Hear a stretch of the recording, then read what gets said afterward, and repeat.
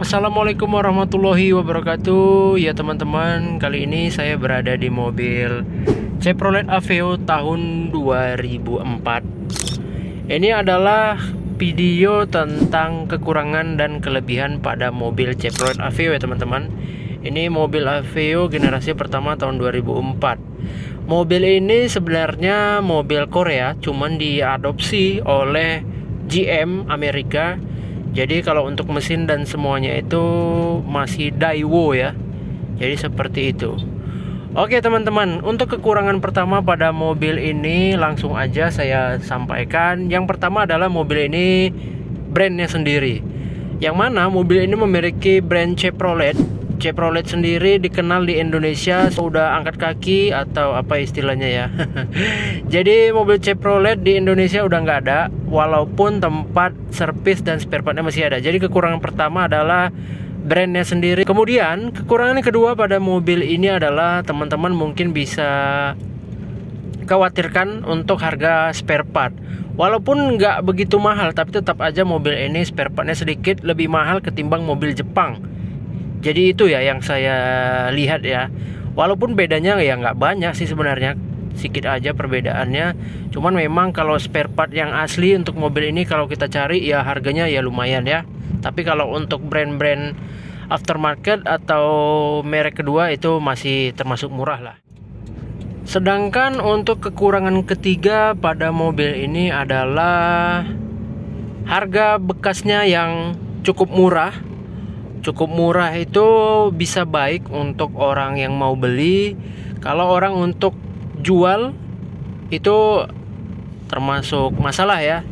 Jadi kekurangan ketiga seperti itu. Contoh saya mau beli mobil Aveo, ya untung kalau saya dapat harganya murah. Tapi kalau orang yang jual pasti dia merasa rugi karena mungkin dia bisa beli di angka 60 atau 50, pas jual dia 40. Jadi tergantung kondisi sebenarnya. Tapi ya itu memang menjadi hal yang bisa diperhitungkan. Lanjut untuk kekurangan keempat adalah pada pedal transmisi. Jadi persneling ini ya. Nah, kalau mobil Jepang itu kan atreknya begini ya. Ini netral. Kesini tep mentok. Sedangkan ini seperti ini teman-teman, bisa lihat ini R-nya di depan. Jadi atreknya itu begini, diangkat dulu ada knoknya, kemudian bentokkan begini. Nah ini atrek. Nah seperti itu. Berbeda dengan mobil Jepang. Mobil Jepang atreknya ya normal. Jadi butuh penyesuaian lah ya. Itu sih menurut saya kekurangan pada mobil ini. Lanjut kekurangan kelima. Sebenarnya nggak banyak sih kekurangan pada mobil ini ya. Karena mobil ini untuk desain cukup baik, cukup bagus. Untuk interior saya rasa cukup mewah lah ya. Walaupun memang belum ada untuk spion elektrik, masih model manual. Tapi manualnya dari dalam ya udah cukup bagus juga lah ya fungsinya untuk bisa kita gunakan. Kekurangan selanjutnya pada mobil ini ialah untuk lampu sen, untuk handle lampu sen dan untuk wiper. Jadi berbeda dengan mobil Jepang. Kalau mobil Jepang lampu sebelah kanan ya, lampu sen sebelah kanan semua ya, wiper sebelah kiri. Ini kebalikannya. Jadi di sini wiper, kalau mobil Jepang itu di sini lampu, sedangkan mobil Chevrolet ini di sebelah sini. Jadi ala-ala mobil Eropa lah ya. Jadi itu kekurangan yang saya rasakan. Jadi ada 5 kekurangan yang saya rasakan ya teman-teman untuk mobil ini. Oke, kita lanjut untuk kelebihan pada mobil ini. Oke, ini atrek. Oke, kelebihan pada mobil ini yang pertama adalah mobil ini harganya cukup murah. Itu balik lagi ke yang tadi bisa jadi kekurangan untuk si penjual. Dan kelebihan untuk kita yang mau beli mobil ini cukup murah. Di harga 40-50 jutaan, mobil ini udah memberikan kenyamanan untuk kita. Itu kelebihan pertama. Kelebihan kedua adalah mobil ini anti limbung-limbung klep. Jadi body rollnya nggak kerasa. Jadi dia ini untuk basicnya, untuk rangka mobil ini sama dengan mobil sedan ya. Mobil sedan dari Chevrolet juga, Chevrolet Kalos dan Lova. Jadi untuk spare partnya juga sama. Jadi mobil ini basicnya sama dengan mobil sedan, jadi cukup nyaman, anti limbung-limbung ya, seperti itu. Kelebihan ketiga adalah fitur yang cukup menarik bagi saya, yang mana adalah fiturnya cukup lengkap. Di antaranya ada power window 4 titik, kemudian ada untuk pengatur arah semburan AC, kemudian ada untuk pemanas, kemudian ada heater untuk kaca belakang, bisa panas juga. Cukup baik lah ya. Jadi banyak sekali kelebihan mobil ini ketimbang kekurangannya saya rasa, teman-teman. Jadi itu kelebihannya. Kemudian kelebihan keempat adalah ada di bagian setir pengemudi dan untuk posisi pengendaranya.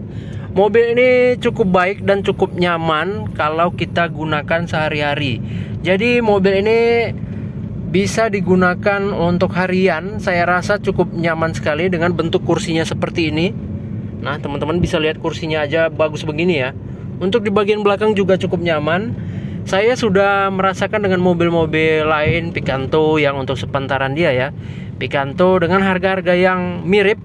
Malah Picanto lebih mahal generasi pertamanya. Bisa sampai angka 50 gitu ya. Ini bisa 40-an mungkin udah dapet. Tapi dengan beberapa catatan mungkin ada beberapa kekurangan ya. Jadi seperti itu teman-teman. Yang keempat, mobil ini cukup nyaman dipakai. Itu yang nilai plusnya. Kelebihan kelima adalah pada mobil ini cukup lega. Jadi cukup, nih teman-teman bisa lihat, dengan tinggi saya 172-173, dengan berat badan 72-73 gitu. Jadi saya posisi duduknya begini nih, kaki begini. Jadi ini ada space yang cukup lebar. Bagian kanan, bagian kiri juga ada space. Jadi untuk di bagian sininya juga cukup baik ya. Ini ada connect untuk charger lagi, di sini ada tambahan. Fiturnya juga jadi lumayan banyak. Jadi mobil ini cukup lega, cukup lapang lah ya. Jadi itu kelebihan yang kelima menurut saya. Kelebihan keenam pada mobil ini adalah dari sisi untuk kita melihat keluar ya. Jadi mobil ini, nah teman-teman bisa lihat, ini cukup pandangannya cukup luas. Untuk ke kanan, ke kiri, mobil ini cukup, apa namanya istilahnya ya, untuk view angle-nya cukup baik ya. Jadi saat saya berposisi di kendaraan seperti ini kita bisa melihat semuanya tampak jelas, tampak bebas gitu ya. Berbeda dengan mobil yang seperti dia juga, seperti Datsun, seperti Agya, itu minim sekali untuk penglihatannya. Apalagi mobil-mobil besar ya, seperti Terios yang terbaru, itu view-nya sedikit sekali, kacanya kecil gitu ya. Kalau ini kacanya lebar, terbuka semua. Jadi teman-teman bisa melihat ke kanan ke kiri dengan cukup leluasa ya. Jadi itu kelebihan yang bisa saya sampaikan.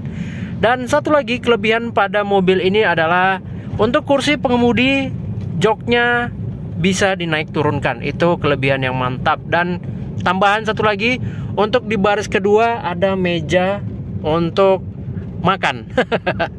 Unik sekali ya. Itulah kelebihan mobil ini dan beberapa kekurangannya.